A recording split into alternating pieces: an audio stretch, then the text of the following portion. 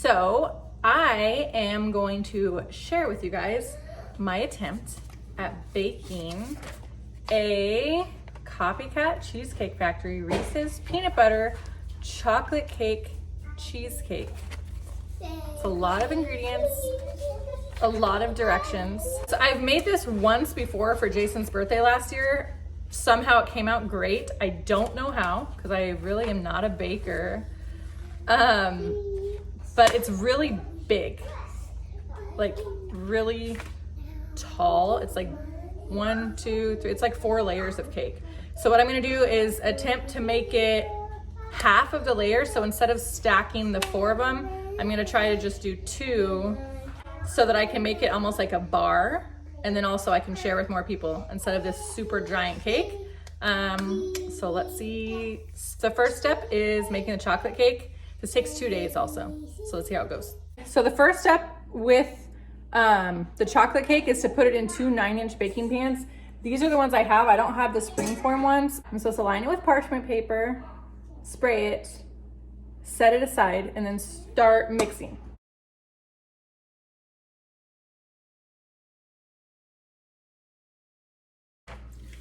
First things first, large bowl mixed together flour, sugar, cocoa, baking soda, and salt. So basically all of the dry ingredients.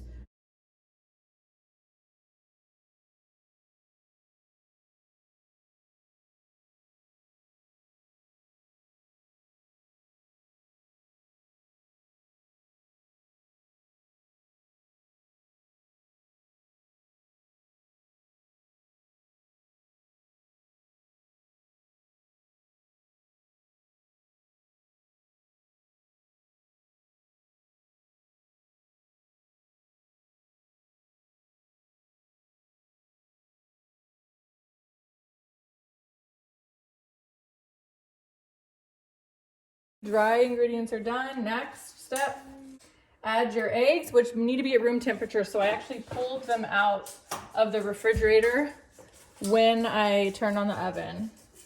Eggs, buttermilk, butter, and vanilla. Mix until smooth. I'm going to use my hand mixer for that. And then fold in a cup of hot coffee until a runny batter forms. And then pour it into the pan and bake for 30 to 35 minutes.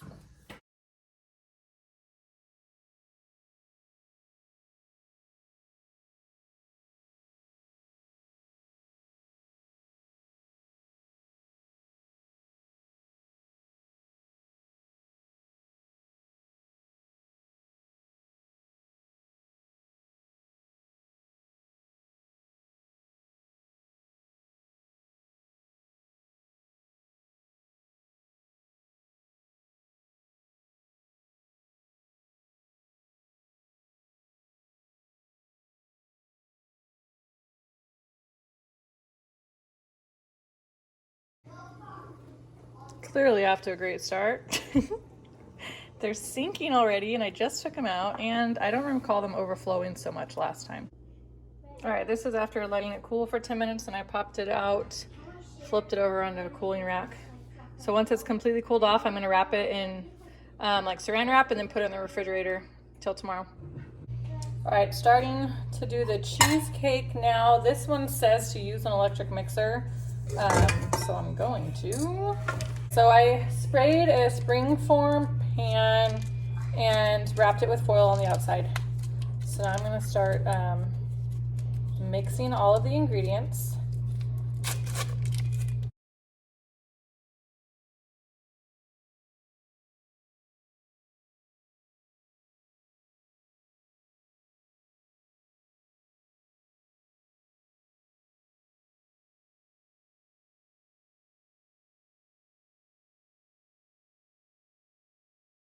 All right, so that's all mixed.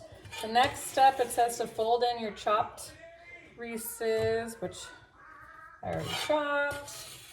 I'll fold these in. Lots of folding and baking.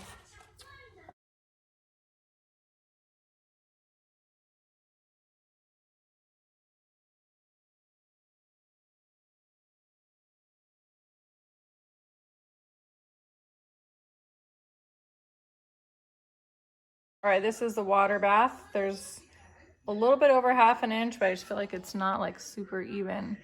with how high, where, yeah, I guess it's coming up there. Okay, so next morning after making the cakes, I'm gonna make the buttercream right now and then assemble everything together and then stick it in the freezer for like 30 minutes.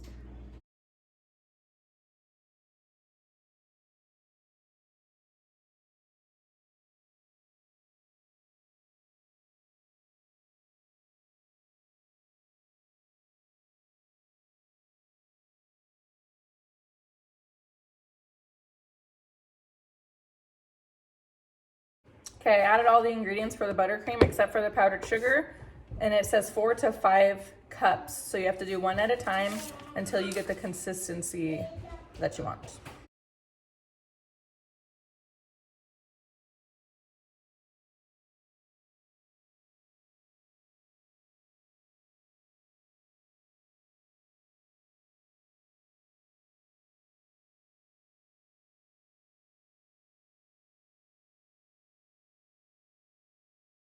I poured the 5th cup, but I'm not gonna put it in because at 4 cups, it's getting kind of thick.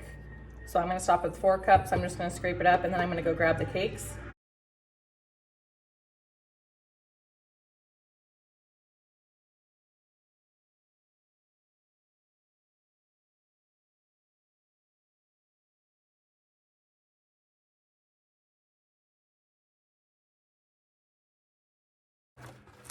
The parchment paper over this, and then I'm gonna put half of the chocolate cake on it, and then half of the cheesecake. The top half of the cheesecake that I cut will be the top layer.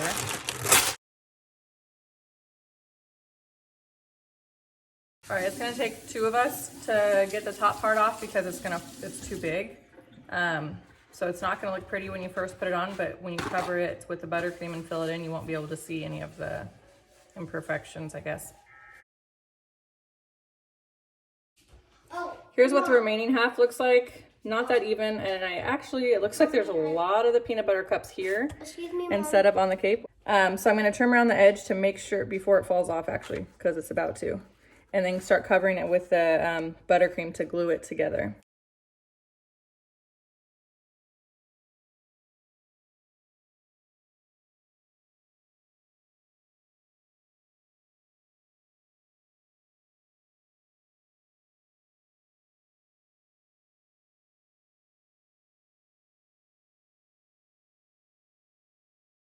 So this is it. Doesn't look pretty, but it'll taste good. And if you do a crumble on top, it doesn't have to be frosted perfectly. So this has to go in the freezer, and then I'm gonna do it one more time with the other the other chocolate cake and the top of that cheesecake.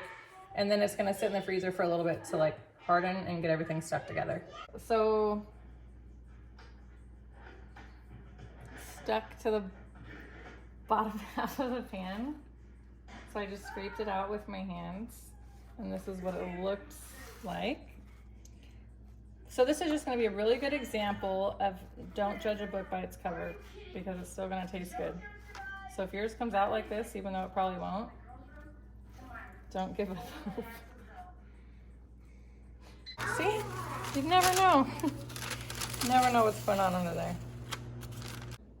So this is 30 minutes in the freezer.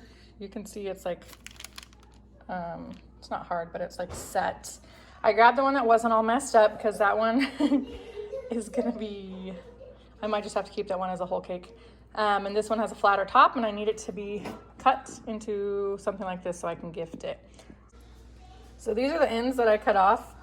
They look really good. So I'm gonna frost around it again, back in the freezer, and then put the finishing touches on. How was it? Good.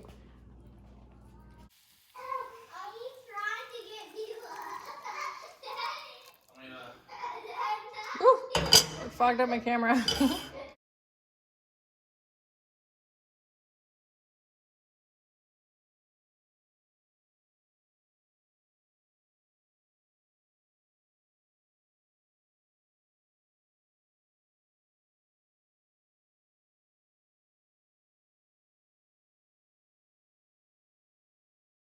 Okay, this is the cake that was all funky. I have it completely covered. These ones, I didn't worry too much about the sides because they're gonna be going in containers. right there anyways. But they still look pretty cute. And then I'm gonna melt some peanut butter and the rest of the dulce de leche, however you say that. Drizzle it on top and then top with some of the Reese'S minis and they are done. I'm gonna sit in the fridge just to harden for a little bit and then ta-da! End product. It's not the prettiest, but if you don't mind it being messy, I'm sure it's gonna taste good. Definitely looks better than that pile blob it was earlier. But yeah, so now you know all the things to not do when making this cake.